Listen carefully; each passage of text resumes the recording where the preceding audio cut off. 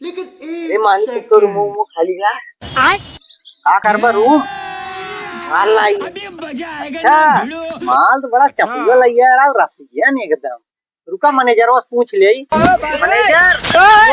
अरे रूम खाली बा एकदम। देखा भैया रूम खाली बा, रूम जो है ना एसी कंडीशन रूम है। चल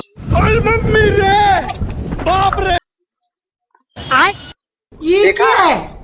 रूम तो हमार मैनेजर बता गया खाली बा। आओ बढ़िया पैसा कौनो बात ना है, बस खाली एक जुम्मा देवाई दी। लेकिन एक मैनेजर सेकंड। देखा लेकिन ये साला कर क्या रहा है यहाँ पे? चुम्मा करत है और एक चुम्मा पे। अच्छा हाँ एक ले हम देखा भैया डील हो चुका बा। चुम्मा पे एक चुम्मा हम ले भाई, दूध हमार मैनेजर ले तैयार रहा।